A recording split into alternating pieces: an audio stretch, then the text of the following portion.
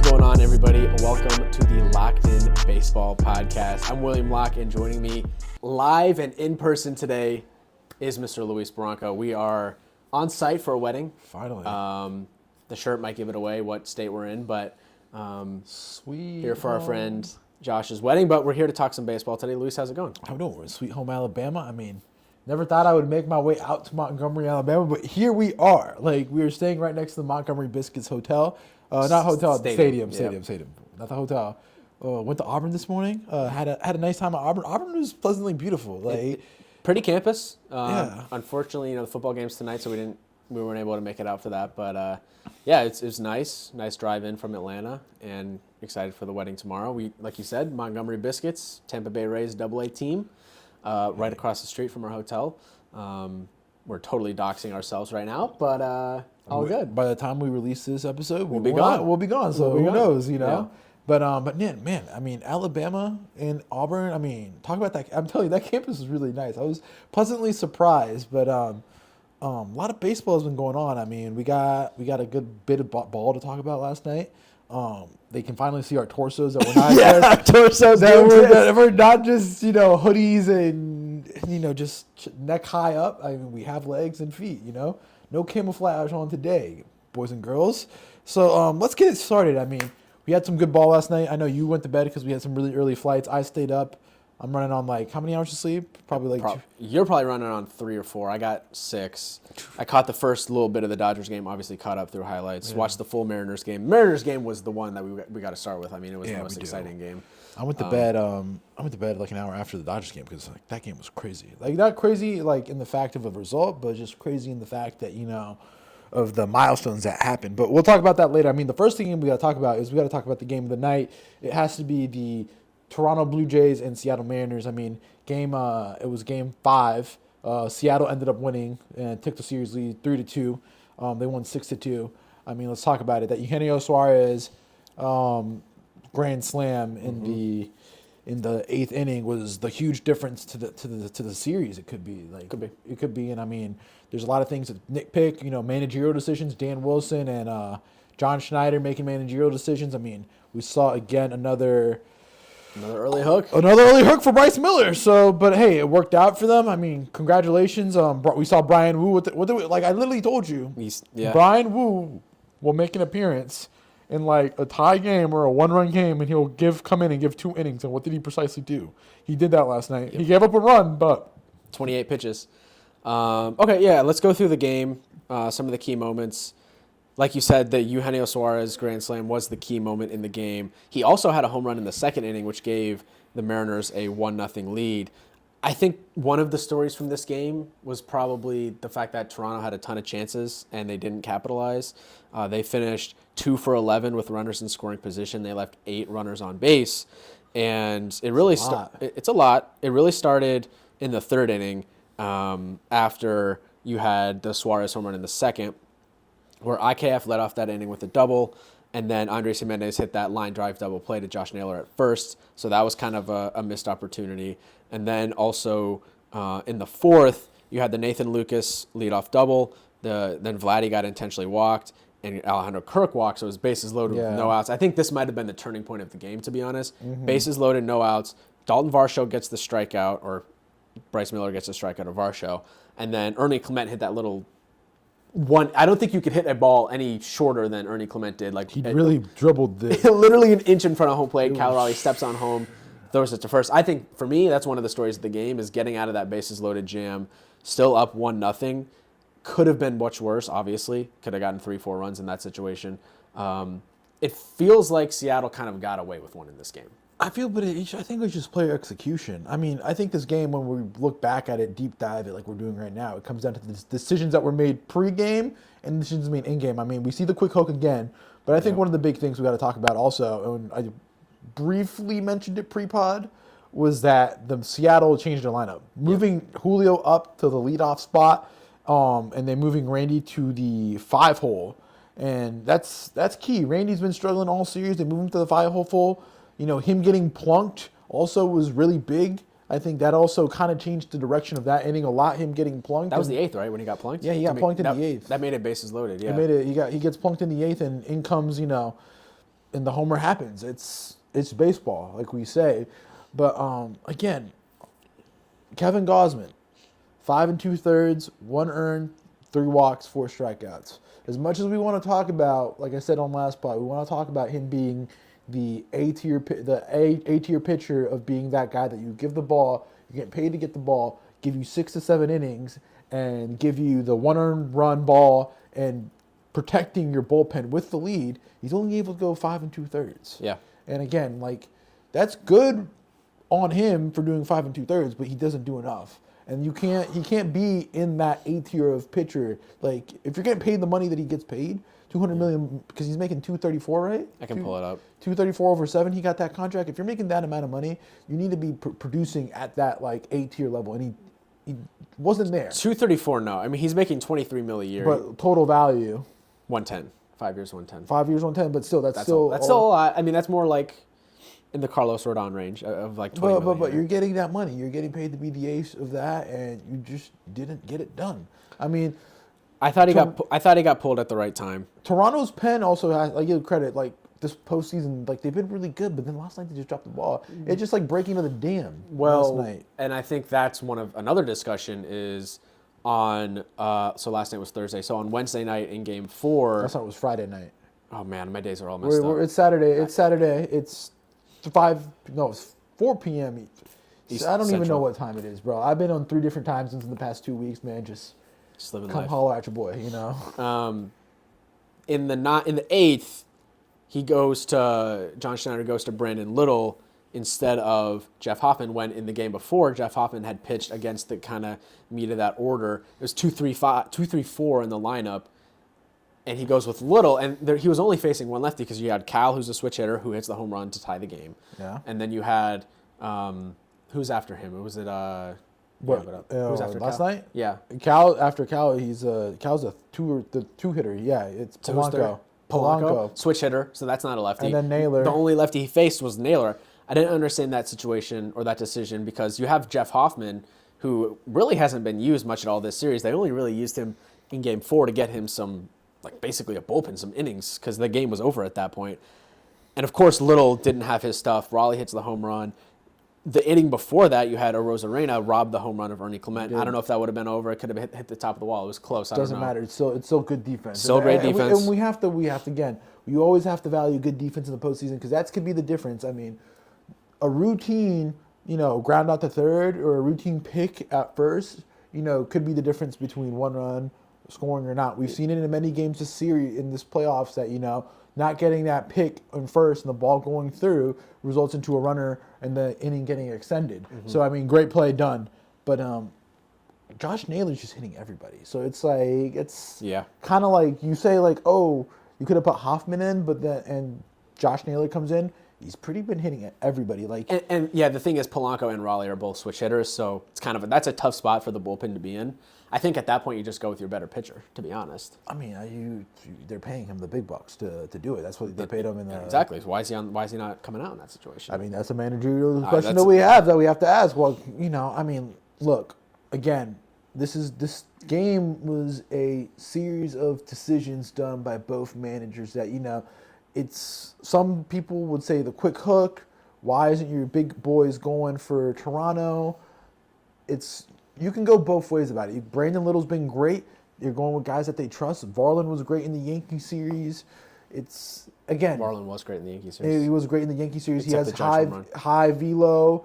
It's just a question of who do you trust more and who do you think has it. And I mean, I'm kind of happy they're doing this because at the end of the day, we let analytics dominate and we let a lot of just politics dominate. And I kind of think like both managers are staying true to who they are. I mean, we can debate, should Davis, the manager's manager, Dan Wilson, pulled Bryce, should have let him go or leave the pitchers out longer. Well, but he's doing that every single game. He's not changing who he is. And I feel like from a fan perspective, and I know you can speak that from a fan perspective, that having some sort of consistency coming from your manager gives you, some rest at night. That was like, okay, he's not going to pull him because that's who he is. And that's fine. And it's worked before.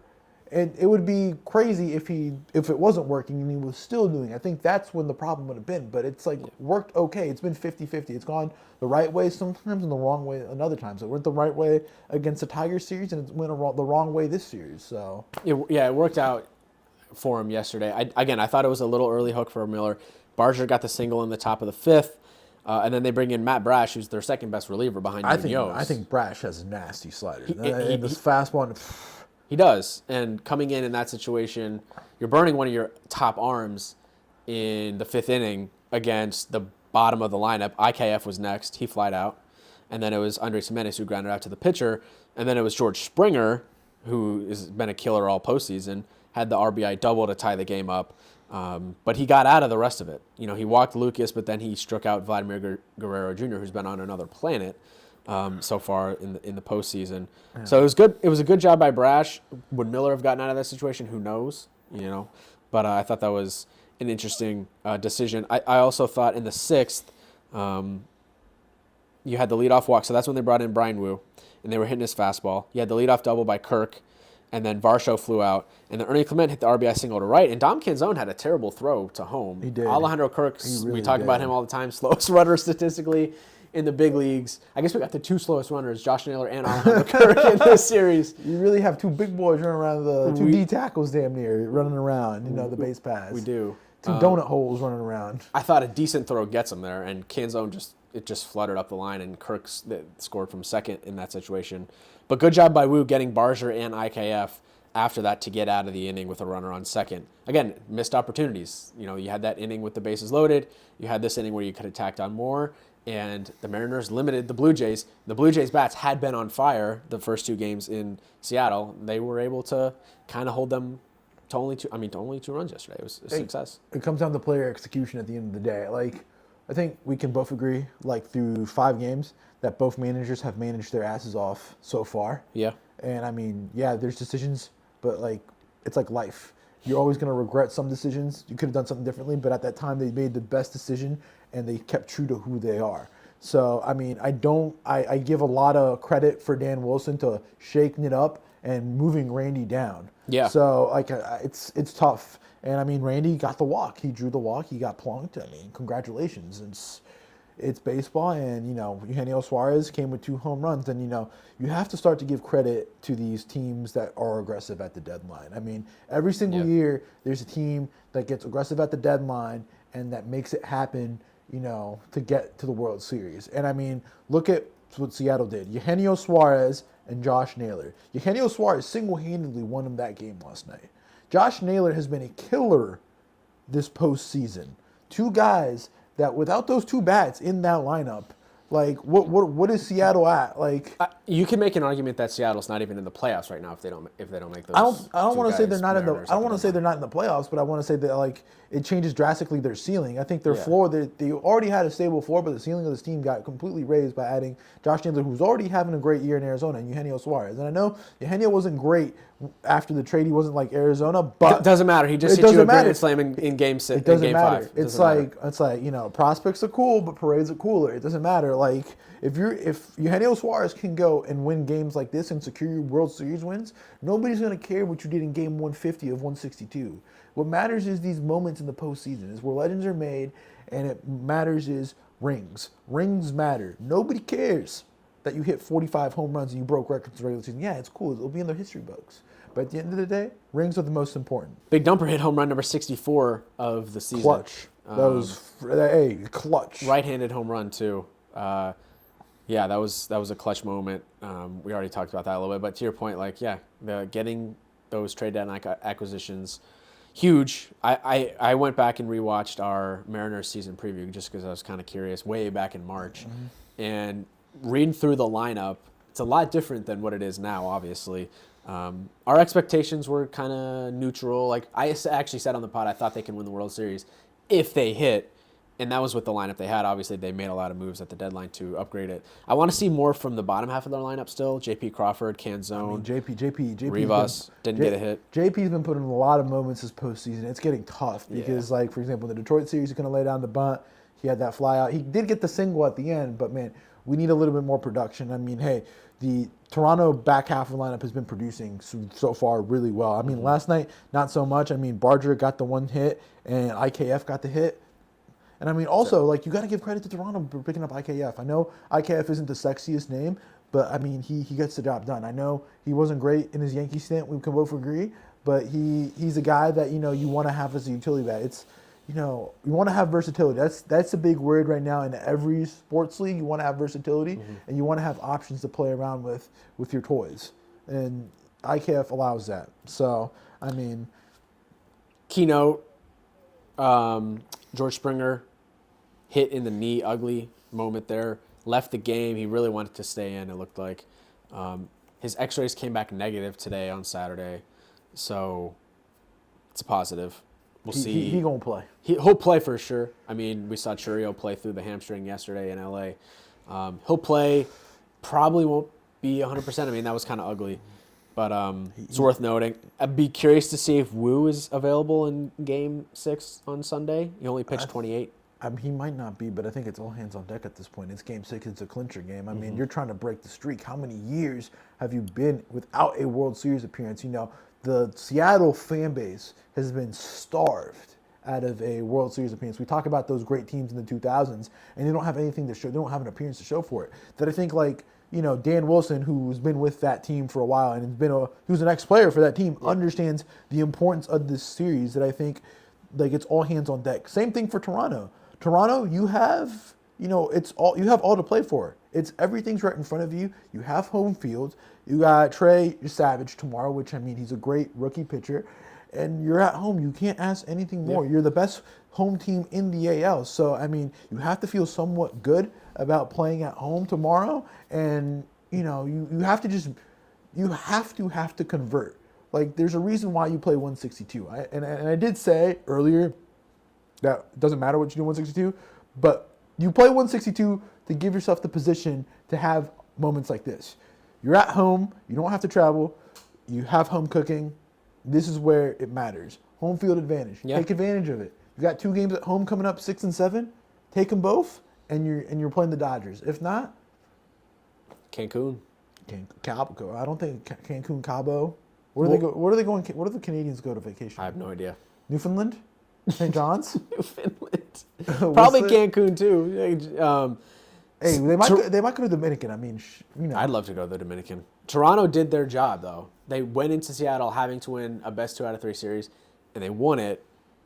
Obviously, they're going home with a sour taste in their mouth, losing Game 5, and I have some stats on the loser of Game 5. But they did do their job. They got the series back home to Toronto. Savage wasn't good in Game 2. It's a different game. But it's Gilbert at home, man. Game 2 was at home, too? But there's a reason why you play these 162 to get this home field, my guy. Like, there's a reason why people play to the end of the season to get home field advantage. And I think, you got to cash in. Yep. It's like your get-out-of-jail-free card. You have to make the most out of this opportunity. I mean, it's just Savage versus Gilbert.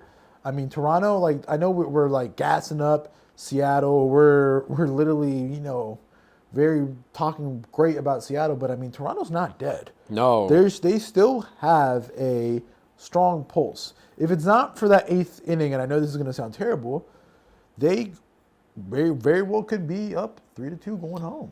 Well, they neutralized the Mariners' bats for what felt like the whole game. The Mariners didn't have a ton of opportunities. And it's their first bad, really bullpen game this whole postseason. And it was one guy that messed it up for them. Yeah, one Everyone guy else that, was solid. Little, and then Sir Anthony Dominguez. I mean, but it's just like 2 guys, fair. And Little's been solid all year, so it's just kind of like, the dam's gonna break one day. Like, you can't be like, if you go ahead and be perfect, like, congrats, you deserve to win the World Series. Like, hey, clap it up. But I mean, you have it all to play for. Some of these numbers from their hitters, which is why I don't think this series is over. It's crazy. I mean, Vlad 1.495 OPS in October with 5 home runs.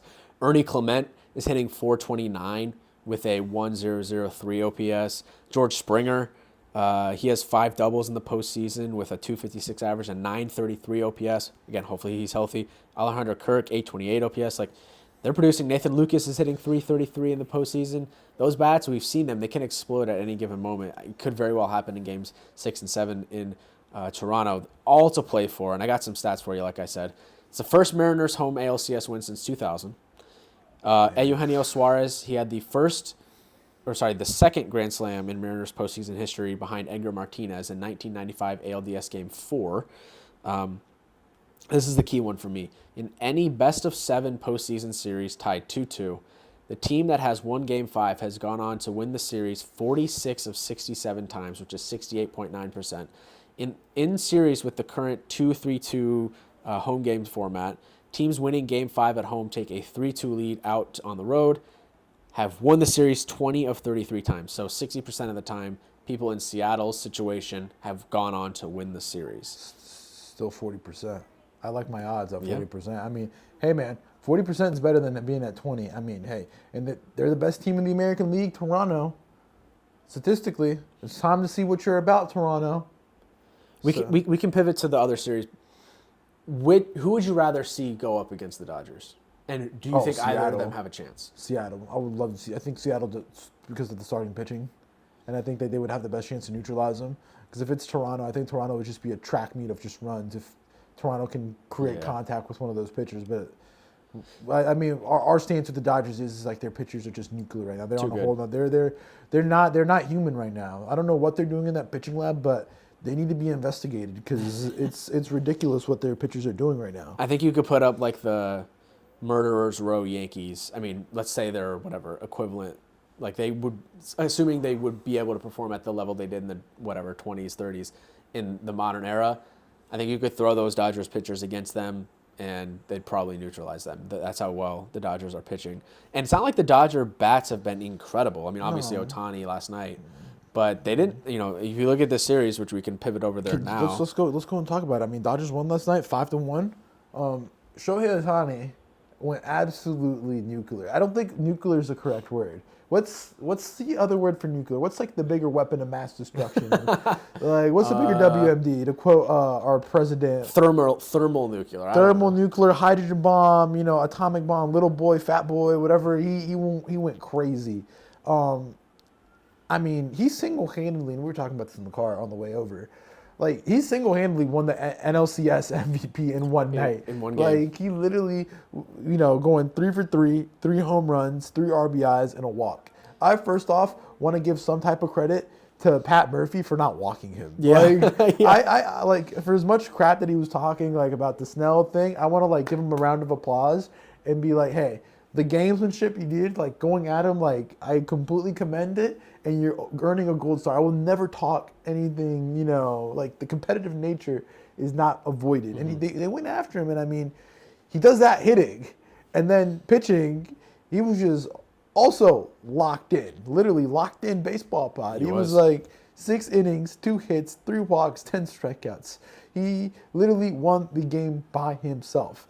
Shohei Ohtani had 3 RBIs. So if it would have been Shohei Ohtani versus the Brewers, he would have won. He would have won. He would have won 3-1 if he could have gone 3 more innings. Maybe his arm falls off. But the Brewers scored 4 runs in the whole series. Ohtani scored 3 runs by himself last night, and had there been anybody on, he would have at least tied the Brewers. Let me just tell you a stat. Okay. The combined ERA of 28 and 2/3 innings for the Dodgers and the starting pitchers in the CS, .63. Yeah. The Brewers hit 118 in the NLCS. It wasn't that a worst in a 7-game series ever? According to Nugget Chef, it's the worst batting average by any team in postseason series of at least 3 games in MLB history. That was crazy. Fly the L, I guess. Fly the L. I mean, entering Game 3, the Brewers had not registered a single plate appearances with the runner in scoring position. Like, the Dodgers completely dominated them top to bottom. And we're entering an era, like we talked about, the 13-1, but it's going to get bad. Like, you thought Kevin Durant going to the Warriors was bad and LeBron and the Big 3 was going to be bad. Like, there's actually rules for them not to get better. In baseball, there's no rules that they can just go out. As of now, they can go out and spend. And I'm not saying that's a bad thing because this is my thing. Okay, congratulations to the Dodgers. Like, you have to commend them because they've been very shrewd in their moves. They've done a great job developing guys because it's not just a team of all-stars that have just all acquired. Like Will Smith, homegrown. You can also make Max Muncy was a guy that they developed. Yeah. I know he was bouncing around. Pages Developed. Edmund was a trade. Enrique Hernandez, Kike, great. Edmund wasn't developed, but it was a shrewd trade. But like Glasnow was a good trade. They gave up Pepio for Glasnow. But my whole point is, it's like they have development. It's just not a team that just went like crazy just to like. The big contracts are Ohtani, Betts, Freeman. I mean, Glasnow they extended him. But that's the thing. They have these big contracts, and I saw like Padres Twitter getting really mad last night that they went like, oh, the Dodgers have a super team of like $500-700 million, but the Padres have the same thing. Yeah, they do. You literally spend money on Jackson Merrill, Xander Bogaerts, Joe Musgrove, Yu Darvish, Manny Machado, and Fernando Tatis. And where are you? You're sitting at Cancun. The Mets did the same thing, not to the degree of those teams. They're not there. San Francisco Giants. They're handing out big contracts like nobody's business. None of them work. None of them work. My whole point is what the Dodgers are doing is something truly historic in team building, for one, and acquiring talent that actually fits. And what actually works is that, you have guys like Mookie Betts, who we talked about last pod. Mookie Betts is a Hall of Fame, first ballot Cooperstown guy for what he's done with both in Boston and the Dodgers. Freddie Freeman, also probably a Hall of Famer, you can make the argument. Yeah. And then you have Shohei Ohtani, where they're all human. They all have egos. Like, one of them could have easily gotten mad and been like, oh, I'm the bigger superstar, or I'm a big player, I deserve some type of spotlight.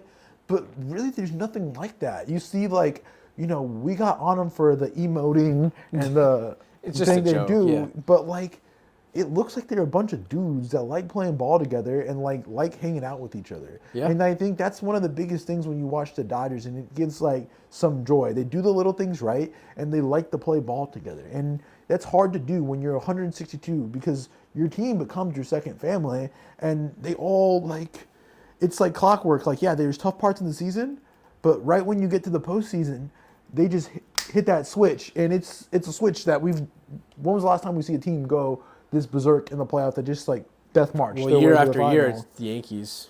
But we haven't seen that. The White Sox went 11-1. But we haven't seen that a team just hits that switch 13-1. I think you make a really good point though, in that the Dodgers, all of their big contracts have worked out except probably Tanner Scott. But I think I said on last podcast, bullpen guys are so mercurial. Yeah. He could be an all-star. He could be the best closer in the league next year. Who knows the way things work. Then you have teams like the Mets. The Soto contract so far has worked out through year one. But the Giants, they spend these big contracts. Willie Adames, and they don't really work. Jung-Hoo Lee, they gave him a lot of money, and they don't necessarily work out. The Padres, I think that's the prime example of just splashing cash. Giants? You forget the Giants. I said the Giants. Okay, well. The Bogaerts contract, the Tatis, I think Tatis might be worth the money, but Bogaerts has certainly not worked out. They gave Cronenworth a ton of money. They're not spending money shrewdly. They're kind of just splashing cash where they can. And the Dodgers, yes, they will splash cash when they can, and getting Yamamoto, getting Ohtani, getting Freeman. But they also make those shrewd moves around the edges, getting Tommy Edman, developing guys like Pages, bringing Kike Hernandez back, who went to Boston, and the Kike Hernandez didn't work out the experience in Boston, but he comes back, and they have a culture, and I think that's something that's hard to do when you build a culture like that. And, guys really like playing for each other and really like sacrificing for the greater good of the team. Mookie Betts, here's the quote that I told you in the car. We're like the Bulls, and he's Michael Jordan, referencing to Shohei Ohtani. Mm-hmm. I mean, for a guy of Mookie Betts' stature, who is an MVP winner, Gold Glove, Silver Slugger, for all the accolades, for him to be I'm cool with being a Pippen. Being a Rodman, yeah. Yeah, I'm cool with that. That's, a lot of times you want to have that glory, and, you want to have those rings and be the guy that carried teams, but they're all content and just winning rings and making money and living in LA. I mean, it's not a bad life. And you can make an argument, if they didn't have this camaraderie the way they do, especially with the lineup, they might not be as good as they are if they didn't have that camaraderie. I mean, the rotation is so lights out. But they all get along. It's not a bad. Hey, I was thinking about it last night. There's not a bad. That's not a bad gig. Living in LA, making a couple million. Great gig. And the fan base is, it's rabid and they care about their baseball, but it's not like New York. you're going to get suffocated to death. The only thing that stinks there is a 13% state tax in California. Like, taxes are, you're going to get taxed to death in California. But Ohtani was 3 for 29 heading into that game. Yes, there was some rumblings, but if Aaron Judge was hitting as poorly as Ohtani had oh been my in the playoffs, God, that would be front page news. New York Post, every W Stephen fan. A. Smith would be talking about it. Yeah, Stephen A. And that's the difference. If Ohtani, I think that's like a good barometer of does your team, when you're like, is your team truly in the spotlight? Is if Stephen A. Smith is getting on First Take in the morning and talking about your team. And yes, we'll talk about the Dodgers. But if Ohtani is hitting 100 over his last 20 games, Stephen A. Smith's not going on First Take and talking about that. But if Aaron Judge does that, Stephen A. Smith's probably going on First Take. I think if Soto's doing something like that, it might be First Take. It will be. But can we just talk about how like we're gonna see a run of players that are gonna like take these deferred deals like when they can and go play and get their rings, because winning a ring, you're entrenched in history forever. And there's going to be a lot of guys that are going to do it. And, I mean, I don't want to touch the toes on 2027 when the CBA, but, you know, they're already talking about it, and it's going to get pretty cruel. Conspiracy theory, William. What? Do you think the small market owners called up Milwaukee like, hey, you guys got to tank this series so we can get the salary cap at the negotiating table next year? They look bad though. That's not even. They look so bad. And that's like I don't want us to like. I'm not saying that Milwaukee's a bad team because they're a really good team. Great team. But they were bad, bro. Like they were outclassed. They were thoroughly outclassed. It's just like, what do you do when you have 4 dudes that literally shut you down, like they pitch you? Pitching wins championships at the end of the day. Yeah. You control the game. And literally what Ohtani did last night, I haven't seen a player, I can't think of a single moment that you can win an MVP in one game. Like, literally, in one game, you won the MVP. Because if he doesn't have a performance like that, the MVP probably goes to Yamamoto, maybe, or... Because none of the hitters were going nuclear the whole series. Yeah, it's a crapshoot. Just Yamamoto's not whatever pitcher you like, but, like, he literally won it in one game. Yeah. And that's, I mean... That performance, I don't think we get enough credit. That's nuts. And every bomb, he hit one out of the park, like literally over to right field. It was. I got with the bat flip. It was like the StatCast stuff was crazy yesterday for Ohtani. He had the 3 furthest hit balls in that game: 469, 446, 427, all home runs, obviously. He had the top 3 exit velos of 113 plus. He topped out at 116.9. He had the 5 highest pitch velos, all 99.4 and above, hit 100.3, and he had generated 19 swings and misses, which was the most in the game. I mean, he dialed in and just shut it down. I can't go through the baseball almanac right now, but it's got to be top 5 performance in the history of the game, especially in the postseason. We've never seen anything like it. I'll die on the hill. I think he's the most talented athlete we'll ever see in our entire lives. Can I ask you a bigger question than before you go? And I think this is going to be something we're going to have to talk about after the World Series once the Dodgers win. Yeah. Is Shohei Ohtani the GOAT? The greatest of all time? If he gets this ring, I mean, it's hard because I don't want to put like I don't want to get into the ring debate, because I feel like without rings, like what he's still doing is pretty damn great. I don't think rings matter as much in baseball as the way they do NBA, because one player can impact a ring so much. But he is. He'll be his 4th MVP. Mm-hmm. Bonds had 7. He's not as good a hitter as Bonds. I don't think we'll ever see as good of a hitter as Bonds. But he does. He's an MVP caliber hitter. We saw that last year. He won an MVP just hitting, and he's a Cy Young caliber pitcher, which we haven't really seen yet. Definitely not with the Dodgers. He could be. He could win a Cy Young. It's not out. But it's just like he's doing 2 things. It's I don't. There's no like the hard thing is there's no comparison. Like there's no reference point. It's just everything he's doing is uncharted. There's no data point. That's what I say. Yeah, there's nothing to compare him to. It's just like I don't know. It's like being great at 2 things. It's like you can say, yeah, Bonds was a better hitter. Look at Bonds' numbers. Sure, but Bonds didn't pitch. Like Bonds wasn't throwing 100 miles an hour. Like I don't know. We're gonna have to have like the GOAT conversations. If I know rings matter, but man, that performance and what he keeps doing, and Shohei's what 20? He hasn't hit 30. He's 30? Almost 30. Yeah, he's gonna scratch 30, and I mean, it's 31. 31. That contract already paid itself. They said between the sponsorship and endorsement deals that they got, but I I mean, I don't know, man. We're gonna have to have those conversations. But enough Dodger talk. Let's do the funeral for the Brewers. I mean, Yeah. great season for the Brewers. I mean, look, man, when you're facing a juggernaut like the LA Dodgers, I mean, having a great regular season and trying is great. I mean, they still have a great farm system. They got Jesus made. Jackson Trio played well this series. Yeah. I mean, Got hurt. hopefully we see more of the Jackson Trio ascension and the passing of the torch from Yelich to Trio next year.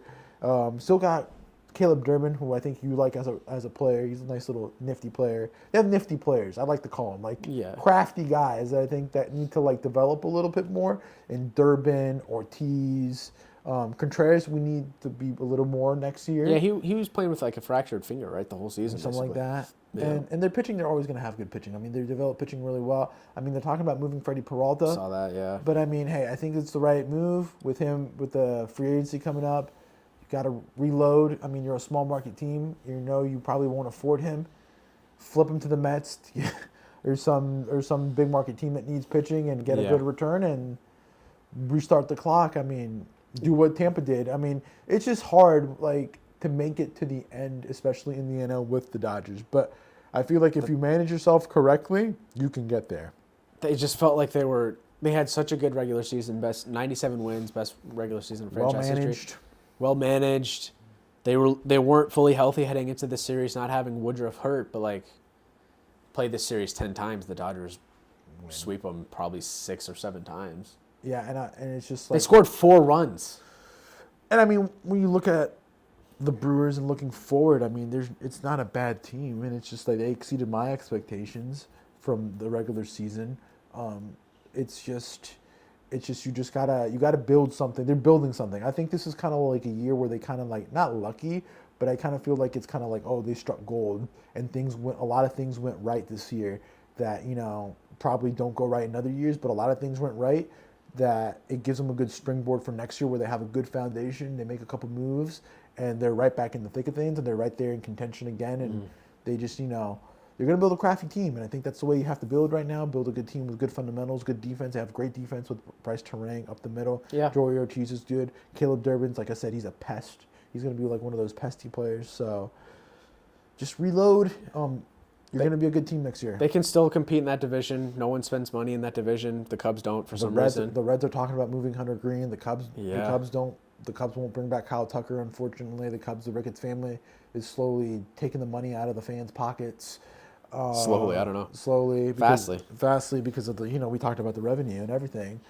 But and the Pirates, the Pirates are the Pirates. Unfortunately, they're the Cleveland Browns, damn near, of this MLB that we're in right now. Yeah, I don't know. I think it's a tough spot for Brewers fans because they continue to fall short. It's the hope that kills you. They did talk the Brewers team talked a lot of crap about the Cubs after beating them. Bit of karma. $123 million on the payroll this year. If you look at their free agents, Jordan Montgomery's a free agent. I don't really understand why they got him. He has an option, I believe, right? No option, according to Spotrac. I kind of feel like they'll make a little deal on the side, just like when they traded him. Just hey, let's do so. Rhys Hoskins, $18 million option. He's not coming back. Somebody needs first base. Yeah, he was hurt. Churio, he's on that 8-year, $82 million extension, so he's getting paid not much money for the foreseeable future. Brandon Woodruff's got a mutual. Danny Jansen mutual. Club options for Peralta and Contreras. They'll both be back. Peralta will be that way. Quintana mutual option. And the only true free agent outside of Montgomery is Shelby Miller. So it's going to be the same team. I mean, they got Mizorowski under control for a long, long time. He's only 23. One of the, bright young arms in this league. I'd be very excited if I were a Brewers fan about Mizorowski and watching his development and, a full spring training, a full season. Hopefully he can kind of increase that. I think this is the most he's ever pitched in his whole career, innings-wise. Continue to build up that innings, those innings and just stay healthy. And I think he can be a top young arm in this league. Yeah, we talked about it. So. They probably got to trade up their sleeves this offseason with Peralta, you mentioned. I hope it's not with the Yankees again. The Devin Williams trade, I think, worked out for them because Durbin's under team control for a long time. Devin Williams trade worked out post-mortem when you look at that trade. I mean, Caleb Durbin was a good contributor. And I mean, yeah, for all the struggles that Devin Williams had in New York, when it mattered, he was pretty good. He was our second best reliever down the stretch. I mean, yeah, he gave up some games that could have changed, like, the difference between a home field advantage. But at the end of the day, when you look at seeding, it was probably going to end up, Yankees, Blue Jays at some facet. And so, the Yankees weren't beating the Blue Jays no matter what this year in the postseason. It was just not the year, so that's unfortunate. But there's really not much to say funeral-wise for the Brewers. I just feel like, great season. I mean, hey, this is more of a celebration of your season at this point, not a funeral. Yeah. So, hey, you should be very pleased as a Brewers fan. And, I mean, they fought. That's what they did. They competed, and it didn't add up. I mean, that's just baseball. Yelich 182 batting average in the postseason. 501 OPS. Cubs won more postseason games than the Brewers. Okay, you're just sliding that in just so. I'm just saying. You're just sliding that in for good Cubby fans. I'm just saying. Or probably because your girlfriend will probably listen to this and be like, you can't talk crap about the Cubbies because then you'll be in deep, doo-doo. So it's true. I'm just stating facts. We're a factual podcast. Hey, we do speak facts, but we do have opinions on this podcast, and it does sound that you do have an opinion against the Brewers, and you are pro. Well, I mean, the way they celebrated the DS rubbed a lot of people the wrong way. I feel like. Yeah, well. You should have just flown the W flag, not the L flag, because now there's a picture of them on the field with the L flag. Hey, that's bulletin board material for next year. Okay, yeah, that is bulletin board material for the Cubs. Ricketts family, they got to do something. I mean, get some pitching. Get some pitching to spend. Don't pick up the Imanaga. I'm going to just be honest. If you don't want the L flag flown, go spend money. Go build the team. Go do it. Don't. I know it rubs you the wrong way, but actually go do something about it. Don't just feel offended and be like, oh my god. And this is my thing, kind of with this whole salary cap negotiation. Like, first of all, I'm not crying for billionaire owners. You can spend the money, but like, shouldn't the Dodgers going out and just spending? And again, we talked about it earlier. They did shrewd moves, but going out there and spending a lot of money, winning championships, shouldn't that ignite like some type of competitive spirit in billionaires and be like, Steve Cohen, definitely. Yeah, him. But like, let's put the money on the table. Let's compete with the Dodgers. Why is everyone like, we got a salary cap? We're scared. My theory is, I think owning. So back in the day of our fathers and grandfathers, I think owning a sports team was actually something of pride.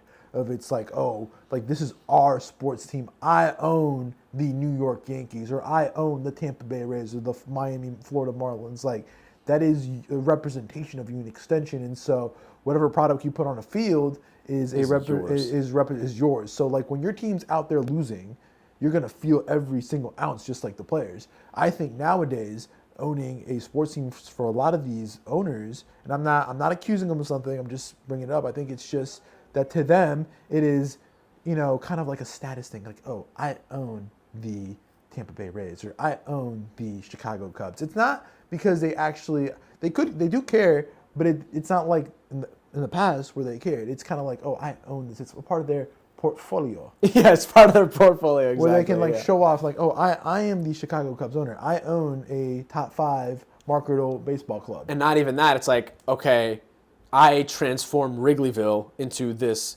entertainment destination. I renovated Wrigley to move it into the modern era. Team might not be as good. He brought a World Series to the Cubs, fair. It's filling their pockets. But it's insane how much money the Cubs make, and to not invest it in the teams. It's not just the Cubs; it's other teams too. And I know we pick on the Cubs and the Yankees because it's close to home. But there's other owners building, and not just in like the baseball spectrum, that are making these things, these entertainment districts, and it's just like. It's not like in the past where owning a team was something of like actual care. It's like, you've seen the Kentucky Derby. A lot of these, owners of the horses care deep and they're like entrenched. That's not how it is these days. It's kind of like, oh, cool, I own this team. Like, yeah, what's up? I don't care. Like, I have a Lamborghini that just sits in the back. I have this Rolex. I just like, yeah. I occasionally go to the game. I have it because I can just say it. Yeah.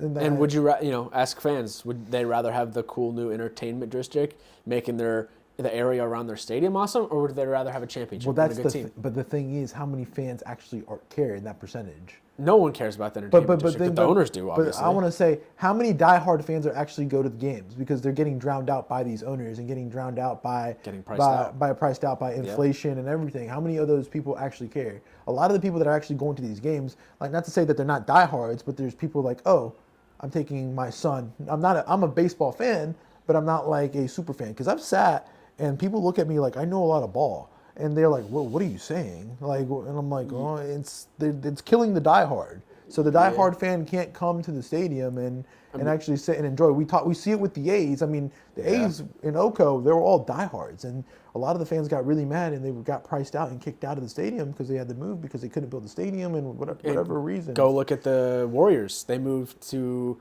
Oakland from Center. Oakland to San Francisco, Oracle, and look at how the makeup of that stadium has totally changed. Yeah, I mean, it's corporate now. It's not rowdy fans. And telling you. Oracle used to be a fortress, the toughest place to play in the NBA. Now it's whatever. But now they're making more money, so that's all that matters. But you see what I'm saying? It's just like the true fan, the actual diehard fan, isn't able to go to the games anymore. Yeah.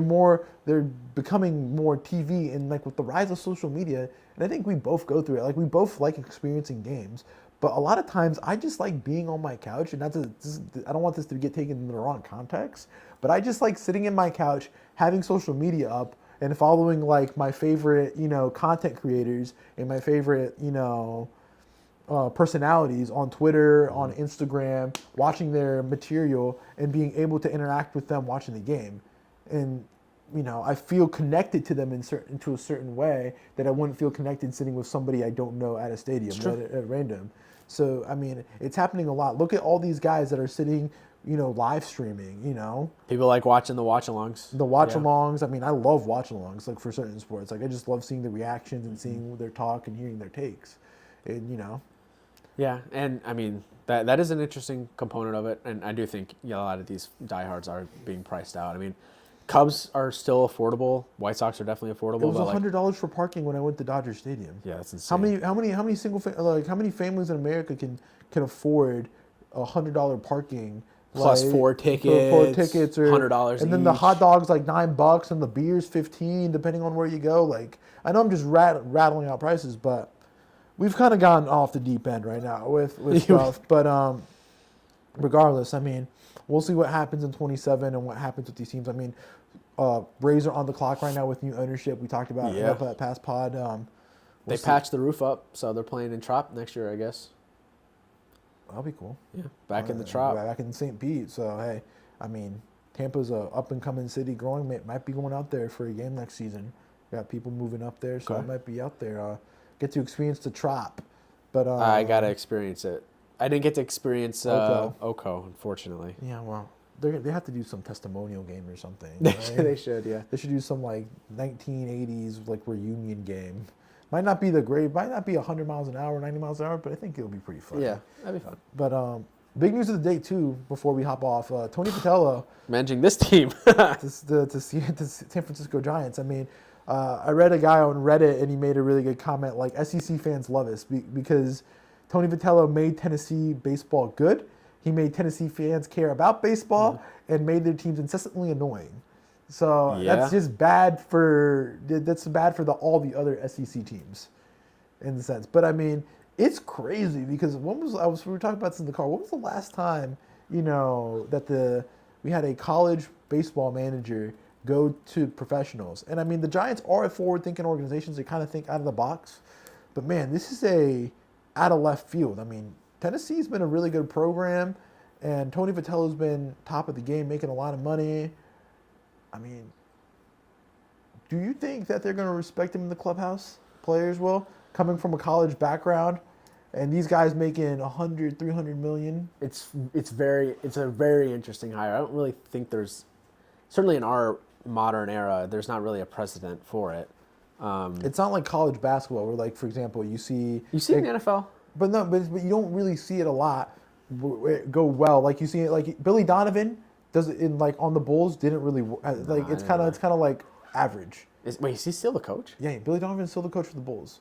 But you also see, like, and you saw Matt Rule go from college to pro. Did not work out. He was Urban Meyer, train wreck. Nick Saban. Calipari did it. He managed the Nets. But that was way back in the day. Pitino did it, but recent memory, Hurley, they talked about it, but Hurley, Lakers. Hurley, who knows? Who would have known? I think that would have been a train wreck. Yeah, probably. With LeBron and everything, it would have trained wreck. But especially in baseball, I mean, since there's so many divisional levels, I mean, he had some type of interview, and Buster Posey had to have seen something. He has never played or coached at any professional level. He was the assistant at Missouri. How would you feel about that?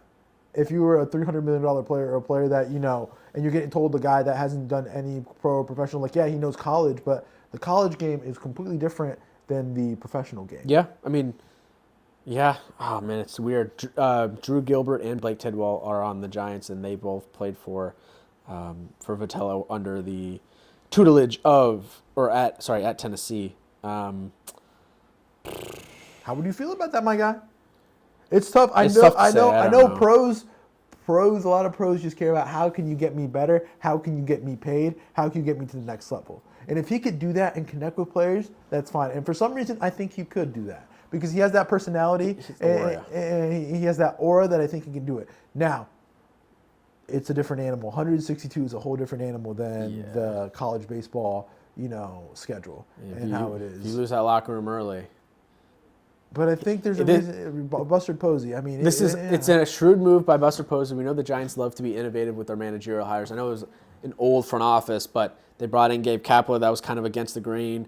Bob Melvin was kind of an unexpected hire. Now this is the unexpected hire. I think it's either going to work out or he's gone by June.